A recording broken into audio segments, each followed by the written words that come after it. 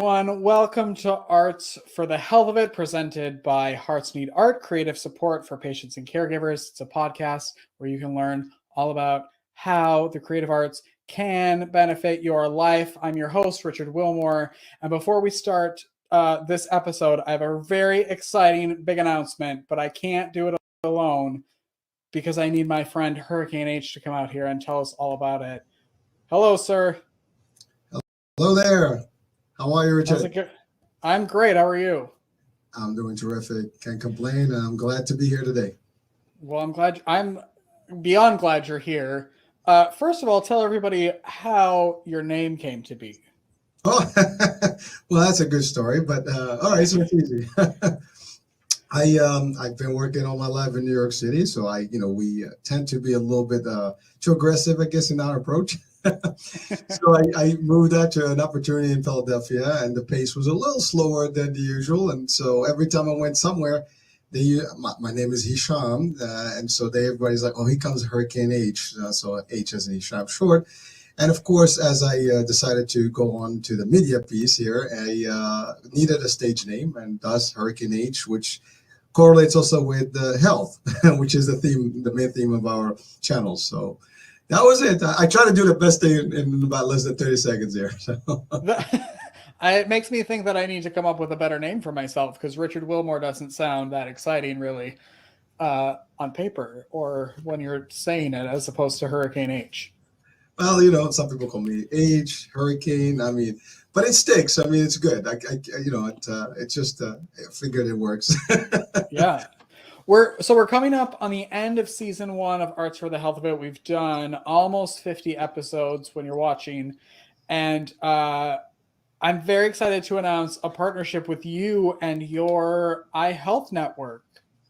Can you tell everybody what that is, why you started it, and why we were lucky enough to be brought on? Well, that's great. Thank you for asking. And so first things first, it started as an idea that I've had for years where, I wanted to actually do a podcast concept or YouTube channel for a company I worked for. And at a time, they did not see value of it, which, kind of like intrigued me a little bit. Like, okay, well, yeah, it should be an exciting thing. A lot of stuff's going on today on the social media, and especially in broadcasting and streaming. And so that didn't work. So I took the challenge upon myself. So you know what? If you guys don't want it, I'll do it. And that's exactly how it all started. So I put in, but I needed something that's got an edge, something that's different. We hear about the Weather Channel. We have a lot of news out there, a lot of media out there, but we don't have anything about health. And so the first thing I did was start an iHealth Radio. And actually, it's www.ihealthradiousa.com. It's an app you can download on any Google Play or Apple Store. And so it started that way. And basically, what I do is I started doing my own shows and posting them up. And then I load up the actual audio to the radio, and I have music playing in between different segments. And that's how I started. That's 2 years and a month so far. That's the history. And then as I was doing that, I'm like, well, if I'm doing this on a video, why can't I just make it a full, gamut and make it a big deal? So next thing it became a YouTube, and I created the iHealth channel, which is this. And then after that, my last name is Eran. We have a fitness company, so we have the Fit and the Fab, which is a fitness brand of kickboxing. And I'm like, well, let's do a channel for that. So it became the Fit and the Fab channel. We have a cosmetic, company where we do organic argan Moroccan oil stuff. So let's do the glamour channel, the beauty channel. And then that's that. And before you know it, now I have the nutritious channel rather. I have the Macra, which is an alliance that is specific for managed care industry. So I do their production there. And of course, the iHealth channel is the primary. I have the Sales World channel, which dedicates only to sales and anything salesy. And that's kind of like how the network became the Eran Media Broadcasting Corp, which is an actual company, and the acronym EMBC, which sounds very in tune with all the NBCs and ABCs and CBCs. Convenient how that worked out, right? Well, actually, it was selected. The name, I had to figure out the corporation name, and that came up nicely.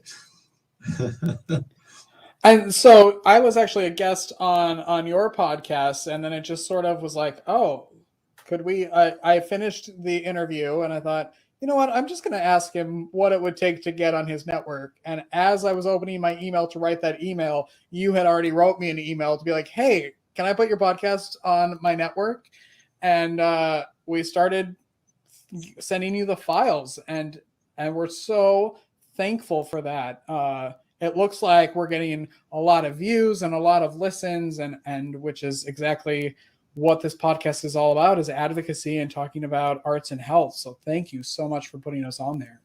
Richard, actually, first of all, when we first connected just to do my show, like you being a guest on the show, I was intrigued because I hadn't had somebody that connected the arts piece to the health, which I do believe it's a big component. And at the time, I wasn't even aware of your organization and what you did. And we had a great show. I believe we had a blast there. And I was literally happy to hear all the stuff that you're doing. And certainly, my platform is available. It's not about me or my shows. It's really about the guests and the content that we bring in to the table and to the audiences as resources. And you are a terrific resource. And then I started watching your shows, and then I saw all the guests that you have. And you know what? My platform is Eran. It's available. It's all over, and it's streaming pretty much everywhere except Apple TV right now, and that's coming soon. So the idea was, why not, right? You loved it. I loved it. And yes, you did send me the first files. And by the way, those shows are already been broadcasted all over, and they are still. I saw that. Yes. Yeah, they're rebroadcasting, they're on the radio, and they'll continue broadcasting over and over. And as you book new shows and as you actually record new ones, they will be coming on. And really, you guys are bringing some real value out there. And the other piece about this, and I know you're more focused on the Texas area and locally, but these messages, these resources, these feeds that you guys give, these information, the insights that you are giving, are basically broadcasted right now worldwide. I mean, we have downloads in Europe, in Canada, in Australia, in Africa, Asia, you name it, we have it. And we've had some nice downloads, already. And to your point, good views on YouTube and Instagram. So it's happening. And again, I was excited to have this opportunity, and I'm actually excited today to be here just to announce it and our partnership. And this is just the beginning of the long term. And I do see our network growing. And now you are part of the family, and you are part of this. And Richard, you're in a team, baby. That's it. I know. I'm so excited to grow with this because it's such a good step for arts and health, and for our podcast, and for health in general. And we have talked to people worldwide. Our guest today on the show is from Australia, which is why we're filming it late. So we get to talk to people from all over the world, which is really, really cool. How do people best find us and your network to be able to watch and download and listen and all the things?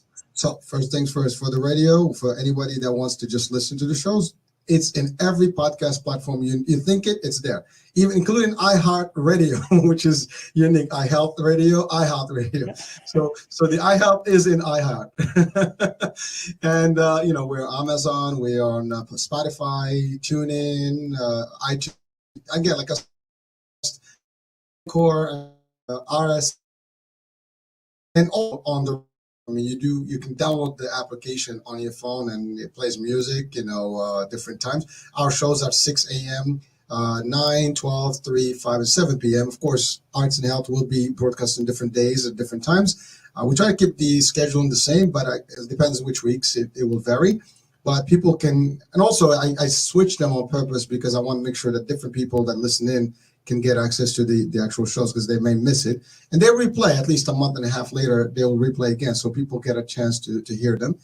And of course, for the media version of it, again, it's Vimeo, YouTube, Roku. If you have Roku, you can download the iHealth channel and watch all these things.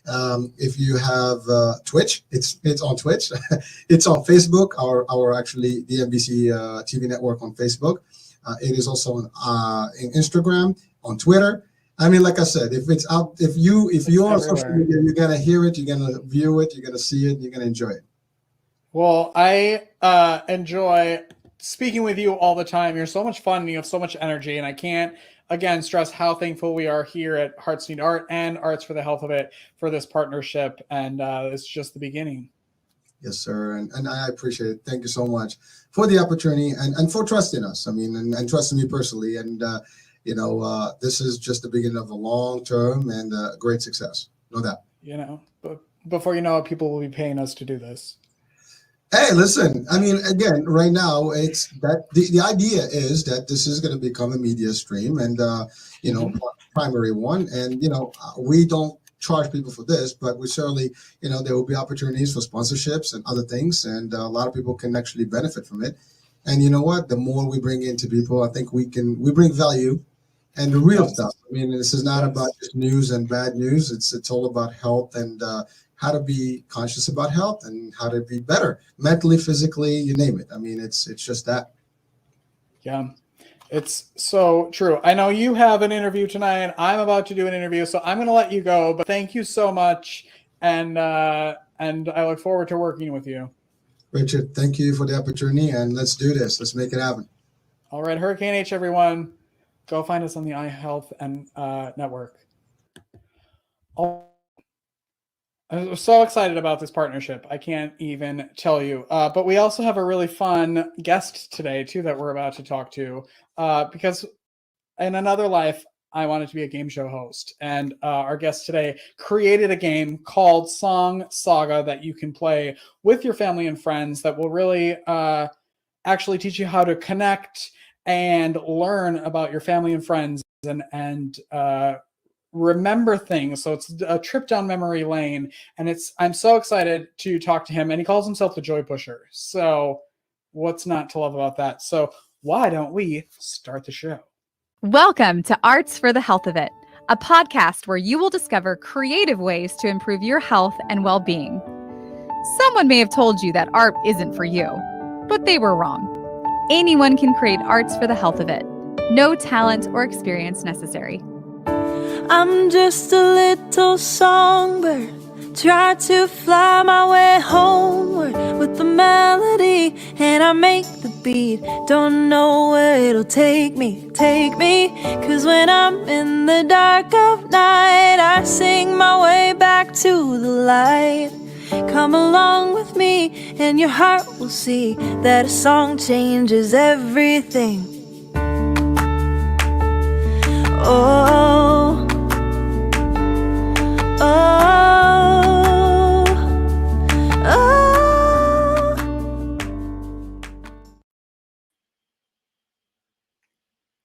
Nothing makes me happier than game nights at my house, and this game is going to be added. Hi, Eran. Hi, how are you, Richard? I'm super. How are you? Fantastic. Nice to be Good. chatting with you today. Yes, I'm so glad you're here to talk about this game. But first, I want to talk about you being the Joy Pusher and what that means for you and for you in your life. Okay, cool. Thanks for asking. So I guess, I hope at least at some point in all of our lives and careers, we find time or multiple times to kind of stop, pause, reflect, think about who we are in the world, what we want to achieve in our lifetime, how we want to impact the people and places around us. And, for lack of a better word, define our personal brand or redefine our personal brand. And so I was going through this process a couple of years ago and really struggling because my background and my career has been so diverse and so varied. And it's, in my own head, I was struggling with the challenge to how to find the through line through everything that I've been involved with.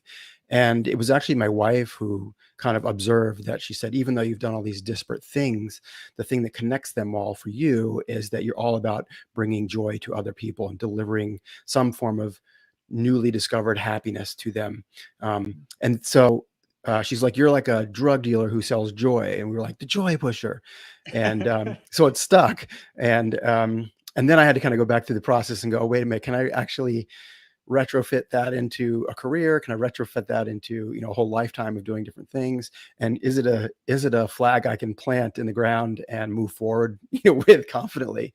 And so I decided that it was, and it does get a really positive reaction, which is, already it delivers joy from the minute people first hear it, which I think is, a sign of its indicative and hopeful success for me personally and professionally.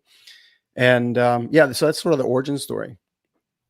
And I mean, you do so much with that title. Can you tell everybody if they go to your website, like what they'll find there, and all the different ways that they can actually connect with you, and the different ways that you're pushing joy?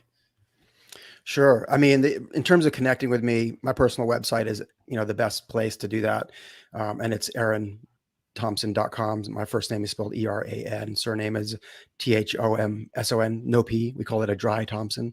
So AaronThompson.com is where you can learn all about me if you're interested. I think in terms of the through line that I talked about and how to connect all those points back to joy, I started my career in advertising and marketing as a creative and a creative director.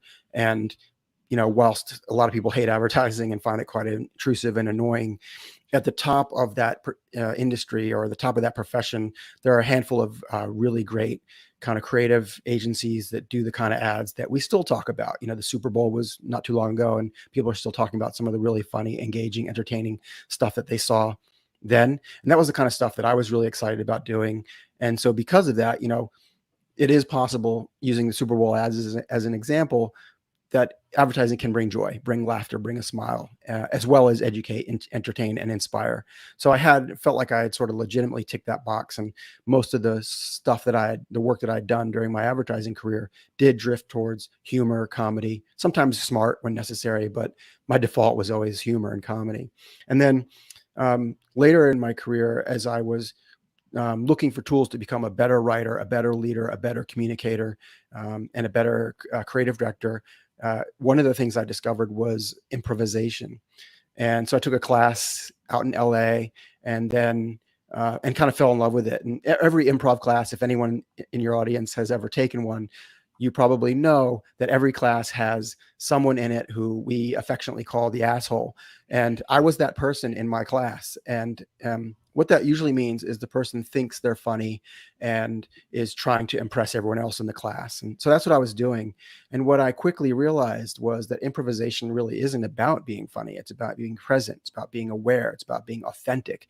It's about responding to what's just been said, rather than always trying to interject your own agenda and interrupt everyone else. So you learn skills like active listening and how to be a great communicator and a great collaborator. And even though I was in that class to get better at comedy writing and working with talent and working with clients, what I walked away was this newfound set of tools that I wanted more of. So when I moved back to Australia after that course, I really wanted more, and there was nobody here at that time. This is going back about 11 years ago. There was no one here teaching improvisation at the level that I was being taught in Los Angeles. So very naively and with much optimism, I started flying people over from LA to run weekend workshops. And to make a long story short, that sort of snowballed into me launching a school called Laugh Masters Academy, which has now been trading for 11 years and is probably one of the largest improv and sketch comedy schools in the Southern Hemisphere. And so again, whilst my path to improvisation was comedy and humor and joy, the thing that I fell in love with it was more about life skills. But then coming here and ending up launching this school, we've delivered thousands of hours of joy to students and audiences and people who've participated in our classes and workshops. So that was a real easy kind of joy box to tick. And then again, off the back of that business, we founded a corporate training business, which transplants the fundamental philosophies of long form improvisation from the stage and puts them into a corporate environment. And very simply, why that makes sense is because of this thing called the ensemble philosophy. And what that really means is sort of like adopting a we mindset rather than a me mindset, and creating an environment in your workplace where everyone who comes into the office every day understands, trusts, believes, and accepts that everyone around them will support their actions, choices, ideas, and decisions, and make them look good. And when you can walk into the office every day with that level of trust and confidence that you are supported, welcomed, wanted, and your ideas will be heard and listened to and respected, no matter how ridiculous they are, because everyone there knows that even a ridiculous idea can lead to a great idea. That's incredible. Like, who doesn't want to go to work in that kind of environment, in that kind of place? Because it's a joyful place to work. So again, joy, ticking that box. Again, it's broader than just joy, but I could find that thread. And then from my advertising career, I did a kind of very, to people who know me well, what seemed like an outrageous dog leg into startup land. and I ended up co-founding a superannuation business, which for your non-European and non-Australian listeners, superannuation is basically a hybrid product of Social Security and like a 401k. So it's a retirement investment vehicle.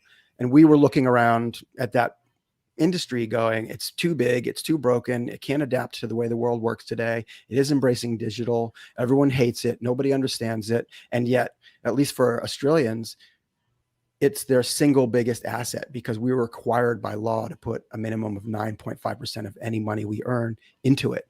So, you probably don't save 9.5% of your money anywhere else. So everyone has this asset that they mistreat or ignore. And we were like, there's a really interesting opportunity here.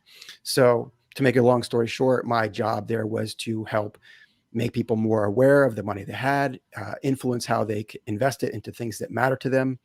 A great example of that was most of the superannuation businesses that existed before ours, which was called Zuper, were invested in things like tobacco and nuclear weapons. And when we asked people, did you know that your money was invested that way? They were like, no. Are you happy about it? No. Okay. So we can do something about that now. So again, that's, if the idea of investing in things that matter to you, or divesting from the things that you don't like, and having more money when you're retired brings you joy, then great. Again, taking that box. So you can see how I was able to kind of retrospectively go back and find that position that I, now that I've called it out for myself and for the world, it sort of becomes a guiding light and a guiding principle for any of the things I might do next, including Song Saga, which, is how you and I first got into touch. Yes, I love this idea. And I think that, recently a lot of things are coming on in the news. There was a whole Dateline 2020 thing about Tony Bennett and music, and the way that music, no matter where your brain really is, somehow still translates, and there's some weird connection with music and your brain. And I think this is such a great, easy way for people to be able to be entertained, to bring joy to their lives, and then also learn about people and, stretch that memory muscle. So the game is Song Saga. I love the box. I love everything about it. It's so fun. And where did that idea even kind of come from, where you were like, I think a game is our next step? Yeah. So, one of the things that my wife made me promise was not to start any more businesses without her permission. So, because, I've done a lot of things and been involved with a lot of startups and different ideas. So she was very like, you need to slow down. You need to figure out what it is you really want to be doing. So I had already in the back of my mind, I'm not allowed to do anything new. But what had been percolating away was, I guess, two disparate thoughts that I was able to connect. The first was, I think 20 years ago now, Steve Jobs came on stage and held up the very first iPod and was like, 10,000 songs in your pocket. And everyone went, whoa, crazy, right? How am I even going to what am I going to do with 10,000 songs? Oh my God, this is the best thing. And then everybody went out and we all had iPods for a decade, whatever, right? And now with the advent of music services like Spotify, Apple Music, Amazon Music, YouTube Music, all of us have 60 million songs in our pocket. We have all the songs in our pocket. And not only that, the songs in your pocket are the same songs in my pocket. Even if we have different playlists, even if we have different preferences or musical taste, the reality is that all of a sudden, everyone in the world has access to the largest total music library that perhaps has ever existed. And so when I realized this, I was like, there has to be a way to gamify that, to make that playful and fun, to, not only as a music aficionado, but as someone who likes to discover new music. And also, as you touched on earlier, the power of music as a mnemonic device to spark memory and remind us of the moments and memories that have meaning to us. So these two things were just kind of percolating in my brain. And then the origin story of Song Saga is basically, we went away for a long weekend with another couple, my wife and I and another couple, and we were sitting around after dinner, drinking some red wine, listening to music. And it just so happened to be the 1-year anniversary of my father-in-law's passing. And so as we were sitting around chatting, my wife kind of just asked the group, she said, hey, it's been a year since my dad died, and would it be all right if I played a song that reminds me of him and kind of honor of him and his life. And we were all like, yeah, of course. So she pulls out her iPad and plays Here Comes the Sun, doo-doo-doo-doo by the Beatles. And we all listen to this song, and that song all sparks memories for all of us. And then she tells this beautiful story about how as a teenager, she would come home after school and she would go out to the wood shop where her dad always was. He was a woodworker, and he had his record player and his record collection in the wood shop so that he could play music really loud without disturbing their mom back in the main house. And they would dance in the sawdust together and listen to music. And it was just like this beautiful memory attached to this beautiful song. And then our other friend was like, well, I have a song that reminds me of my dad. And so they shared a song and shared a story. And then another person went, and then I went, and we all told stories and had songs that were instantly and easily relatable to our fathers that were totally different. Some were sweet, some were sad, some were, really deep and meaningful. And we were like, wow, that was really cool. Let's do that again and pick another subject. So we did. And we ended up doing this all night long. The next day, I woke up and I was like, that's it. That's how we marry this idea that we all have 60 million songs in our pocket and yet completely different life experiences that are, there to be unearthed, to be surfaced and shared. Right. I think without a doubt, my favorite thing about Song Saga is that it unlocks the memory bank, right, and gives us access to stories and songs and meaningful moments that made us who we are, that we would never just, randomly decide to tell someone, right? Right. But now I'm sitting with you or with friends, and we're sharing these things about ourselves that even for people who think, oh, I'm not a great storyteller. Well, this is less about telling a great story and telling an authentic story, a real story, your story that only you can tell. And you can only tell it well because it's real and it's yours. And that is what creates this incredible connection between people, because now there's no surface. There's no, like, I'm trying to be funny, right? It's no, I'm trying to entertain you. I'm trying to be a good story. I'm just sharing this thing that has meaning to me. And whenever people reach that level of authenticity and perhaps vulnerability, we can't help but feel empathetic and attraction and, and find that connection. That's such a great merge of so many amazing things. I want to take a quick break, and then we're going to come back and kind of dive into the game about how you play, and then also how someone has a chance to win a copy of the game. So we will be right back after this break. Whether you consider yourself a musician or not, music is all around us, and it affects our everyday lives. Whether it's background music influencing our shopping habits in a store, organ music adding the vibe to a baseball game, or a playlist convincing us to keep going on that last mile of a run. I'm Mindy Peterson, host of the podcast Enhance Life with Music, where we take a holistic look at the power of music in our everyday lives through the lens of science and health, sports and entertainment, business, and education. You can find me and Enhance Life with Music at mpetersonmusic.com/podcast or wherever you get your audio. Unleash the power of music. Make your day richer with The Richard Wilmore Show. Meet amazing musicians, talented actors, brilliant authors, hilarious comedians, and the most creative people in entertainment. Download the KP Media TV app to watch on Apple TV, Roku, and Amazon Fire. Medical professionals are burning out at an alarming rate. Burnout can cause health workers to feel hopeless, trapped, helpless, worthless, depressed, sleepless, and tired. By joining the Hearts Need Art Gratitude Grams program, medical staff receive a personalized email and video from a musician, an artist, or writer once a week that includes a message of thanks, an encouraging song, uplifting poem, or a simple art activity. After watching their gratitude gram, participants report feeling more hopeful, empowered, energized, and appreciated. If you are or know a healthcare worker that would like to receive free gratitude grams, please visit heartsneedart.org. We're back with Eran Thomson, the creator, the joy pusher, and the creator of this game right here, Song Saga, which we were talking about before the break. Can you please tell everybody how you play the game if you want to, and then I'd love to like see some of the cards so people can kind of see the types of things that they're going to get into. Sure, no problem. All right, so basically, at its core, Song Saga is some people have described it sort of like Cards Against Humanity meets the famous BBC radio show Desert Island Discs. It's sort of like a conversation card game that gets people sharing the stories and the soundtrack of their lives. And the way that it works is inside the box, there's a few different cards. There are green cards, which look like this, which all have prompts on them, which are designed to spark a memory of the music and moments that have meaning to you. And I'll give you some examples in a sec.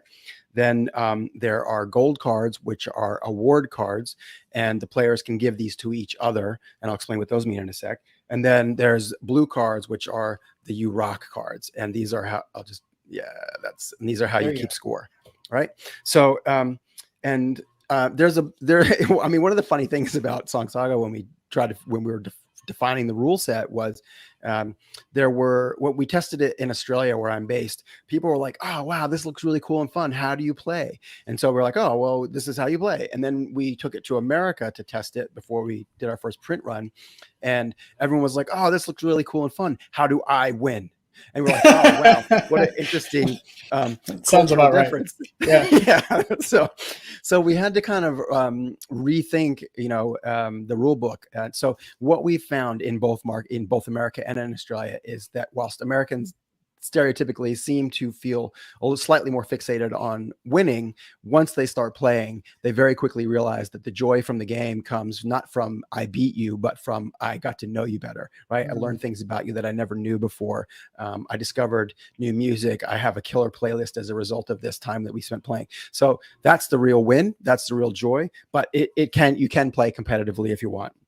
And so generally speaking, most people end up just kind of devolving into, an awesome night of storytelling and playing music and sharing music. But if you want to play to win, the way it works is everyone starts off with an equal number of these green cards. And as I said before, they all have prompts. So some of the prompts, I just pulled some random examples here. So first CD, cassette, or album that you bought, breakups, traveling, someone who influenced you, guitar solo, love that one, university, the lowest point in your life so far. So that's interesting. So it's not always silly. It's not always like upbeat and positive. Like we're designed to like create some moments of intimacy and truthful sharing, but some of them are very silly. We get a lot of Snoop Dogg and Johnny Cash on this card. And then, grandfather and, that's a funny one, puke. so you can see it's a diverse range of cards, and whilst not every card may spark an idea for everyone, that's okay. That's why you have lots of them in the box. And the other thing that's interesting about these cards, it's not like, oh, I have to think of a story and a song that has grandfather in it or is about my grandfather. It's really, they're just designed to spark a memory. So a lot of times what happened, people would be like, oh, grandfather, my grandfather used to collect trains. And that reminds me of the time I was traveling around Europe, and our Eurail passes expired, and we had to we had to sneak aboard a train, and the train was playing this opera music. And you know what I mean? Like, so it has nothing to do with grandfather, but it takes you to a place, and that's important because it makes the game a lot easier to play for people who may not have as lived a wild life experience yet, right? So anyway, that's the green cards. And then while you're playing, everybody also has in their hand a number of these gold card awards, and the gold cards are based on things that have happened at the Grammys or the MTV Music Awards, or just about things we know about celebrities, mostly musicians in general. So a couple of examples here. If you play a song that everybody gets up and starts dancing, then someone might win the Beyonce award for best dance moves, right? And that's based on the MTV Video Music Awards in 2014 when she set the world on fire with her crazy dance in that sexy dress. If someone tells an incredible story, they might win the Oprah Award for Most Amazing Story. For a story that should be a movie, you might get the Spielberg Award. And if you remember the story of how, if anyone here is a Radiohead fan, they might remember a few years ago, someone hacked Radiohead servers and tried to ransom OK Computer, probably one of the most famous albums. And and basically blackmailed Radiohead into trying to pay them not to release their album. And so if someone reveals some intimate secrets in the course of play, they might get this card. Now, what's That's interesting about the most blackmailable story is that in the box, there's also this very important card. This is the Pinky Promise NDA, which basically says, all players must make the following Pinky Promise. I, Eran Thomson, do solemnly swear that what happens on tour stays on tour. So, and the fine print basically says, don't be a jerk. If people are sharing, intimate stories with you, use your judgment about whether or not it should leave the room. That's smart. Yeah. And so basically what happens is people, you play it with a music app in your hand or on your phone or your computer, and people, sometimes the card sparks the memory of an event, a life event. Sometimes it sparks memory of a song, and you just find those songs on your music app of choice and you play them. Now, a couple things are really interesting about that. One is that the song can sometimes be like a background track, like a soundtrack to your story. Sometimes it's the setup. So like, oh my God, I have the best story, but first you have to hear this song and then I'll tell you why it's amazing to me. Or sometimes you tell this great story and the song is like a punchline and you're like, and this is what we heard on the radio, right? But probably the best thing, and this probably is a nice segue into some of the health benefits of Song Saga, is what happens when people think they don't have a song or they don't have a story.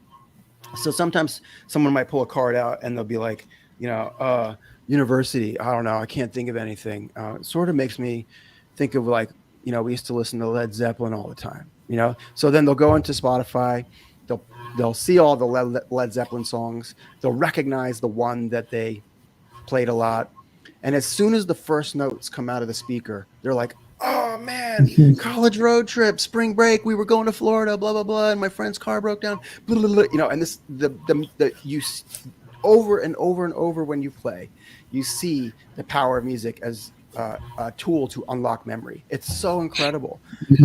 And so even people who think they haven't got stories, even people who think they can't remember stuff, that's music is your friend, and music will unlock the memory and make you successful when you play. What are you hearing from people who have played the game? And I also imagine this game taking like 6 hours to play. It's like Risk, like how Risk takes a day and a half to play. Like this could go on for hours, which could be so fun. You could spend an entire evening just playing this game. But what are you hearing from people who have played the game? I was watching some of your social media videos, and going on your social media alone just to watch those videos of how excited people are after playing this game is worth it. But can you talk about that at all?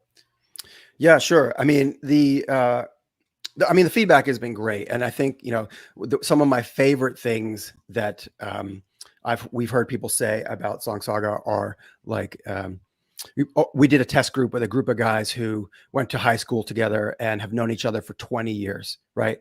And they're playing this game, and they are gobsmacked and dumbfounded that for a group of guys who pride themselves on being best friends for a lifetime, that they were discovering new things about each other. And my favorite quote was, dude, I've known you for 20 years. How could I not know this about you? Like, it's just incredible to them. And that's the game is just so great at unlocking and surfacing those memories, like I said earlier. The other favorite quote that we heard recently was from a woman who, she said, I learned more about my husband in one night of playing Song Saga than in all the years we've been married. And I was just like, oh, wow. That's incredible. Right. So it is fun. It is playful. You can play all night. Like the very first group of people that I ever played Song Saga with was a group of friends on an annual ski trip. And they all love Cards Against Humanity. And they were really excited to play Cards Against Humanity. And I put this on the table, and I didn't tell them that I'd made it. I just left it on the table because in my brain, I'd only gotten as far as, let's see if anyone picks up the box and thinks it's interesting. For me, that was going to be a win for the weekend, and someone did. And they were like, hey, this looks cool. We should play it.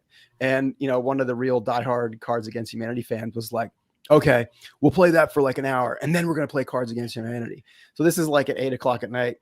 fast forward to 3 a.m. in the morning and people are playing air guitar and dancing on the furniture. And, Song Saga is still in effect. It was just, and I'm texting my wife the whole time, like, you're not going to believe it. They're playing it. They're still playing it. They love it. I'm getting great stories. Like it was just sending her bad blurry photos. It was hilarious. So at what point did you tell them you were the creator of it? Before we all went to bed. And then, everyone's minds were like, what?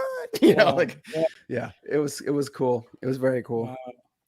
The thing I want to share with you just quickly that I think is probably going to potentially really relevant to your listeners is what we've seen, and we've probably all seen, is the power of music in terms of dealing with people who have Alzheimer's or memory issues. And so one of our things that we've been working on is trying to get Song Saga into aged care facilities. So, we've observed that grandchildren and children of parents, the elderly parents, they often feel obligated to go visit, grandma and grandpa, and yet feel uncomfortable with the dynamic that exists in those places and often struggle to connect and create meaningful conversation. And so we introduced Song Saga into that equation, and all of a sudden the grandchildren are watching their grandparents light up in a way that they've never seen before, hearing stories from their lives, being exposed to music from a year ago that many of us haven't heard or forgotten. And the same goes for their parents, the other way.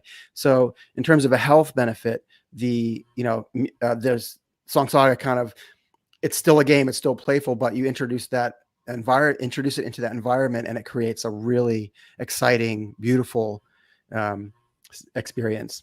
Yeah, such a unique and special way to unlock some memories like that with people. I mean, people who don't have memory issues and people who do. It's such a well-rounded game for everyone, I think. Totally. Where can people get the game? So the Song Saga is available on Amazon. Like if you're in the United States, probably it seems like everyone's get it by this afternoon, Amazon. probably here. Yes. Yeah. So it's on Amazon. I would love it if you bought it off our website, which is song-saga.com. If you just Google Song Saga, you'll find it. And it's in a few stores in the US and around the world. We ship globally from America and from Australia. So yeah, definitely check it out, and love to get more people enjoying moments of meaningful connection with the game. I love that. And tell everybody how they have a chance to win a copy of it. Yeah, so on our website we have a page which is which you can enter the Arts for the Health of It podcast and enter to win a free copy. I'm just double checking the URL right now.